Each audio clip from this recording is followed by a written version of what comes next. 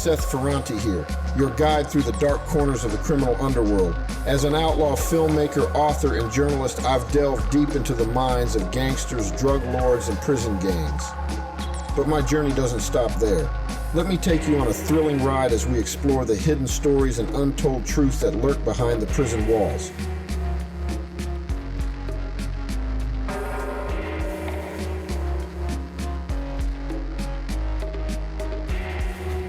In the glamorous, sun-soaked world of 1970s Miami, cocaine, the drug of the rich and famous, was flooding the streets. But amidst the disco balls and designer clothes, a dark figure emerged, a woman who would forever change the landscape of the drug trade. Her name was Griselda Blanco, aka the Black Widow. From the slums of Colombia, she rose through the ranks with a ruthless ambition and a thirst for power. But Blanco wasn't just a player in the blow game. She was the architect, the innovator, and her smuggling methods were legendary. This is a story of a woman who defied expectations, a certified queenpin who built an empire on yayo and yielded merciless influence. America's public enemy number one in the United States is drug abuse. In order to fight and defeat this enemy, it is necessary to wage a new all-out offensive. In the 70s, cocaine was an exotic champagne drug that gave people an aura of cool, and all the hip and trendy people were getting into it. It didn't hold the negative stigma attached to drugs like heroin, and was often done openly within the party circuit early on.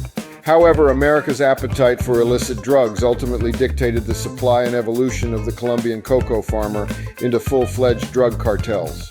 And surprisingly enough, a woman would lead the cocaine invasion for the South Americans.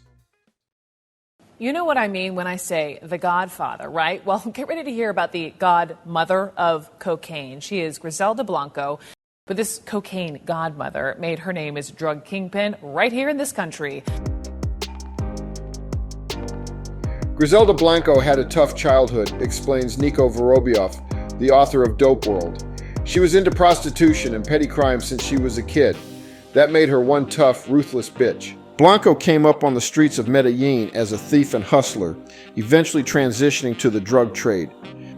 Blanco's rise to narco infamy began with an abusive childhood that eventually took her to the streets, moving from prostitution to extortion and other crimes, explains Christian Cipollini, the author of Murder, Inc. The drug business endeavor really kick-started when she met second husband Alberto Bravo. He was already involved in the drug trade, and the pair fully exploited the business after they illegally moved to New York in the 1970s. The drug-dealing duo quickly built up a sizable marijuana and cocaine distribution business, headquartered in Queens, New York. Griselda Blanco wasn't born a queenpin. She was forged in the fires of Medellin streets.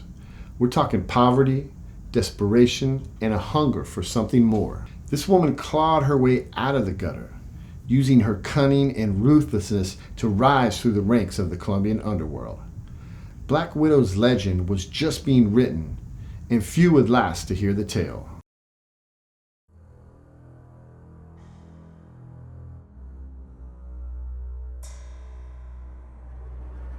Blanco's femininity was a fascinating counterpoint to the macho gun-toting stereotypes associated with drug lords. But it was her innovative thinking that changed the game.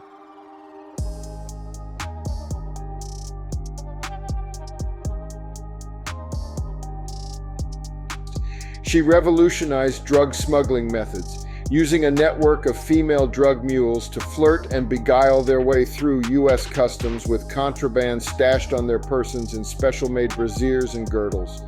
But in 1975, Blanco and Bravo were part of the first major federal indictment for cocaine distribution in the United States.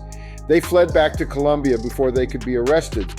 That same year, the marriage and partnership came to a dramatic end when a gun battle between the two left Griselda with a gunshot wound to the stomach and Alberto dead. Blanco, who assumed the nom de guerre Black Widow, quickly returned to the States with a new base of operations in Miami and resumed her duties as a trusted associate of the Medellin cartel.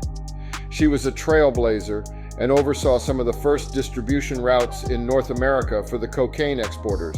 First from New York in the 1970s when the cartel was pushing marijuana, and then in Miami in the 1980s when the cartel's product turned to cocaine, says Scott Bernstein, the author of the Detroit True Crime Chronicles.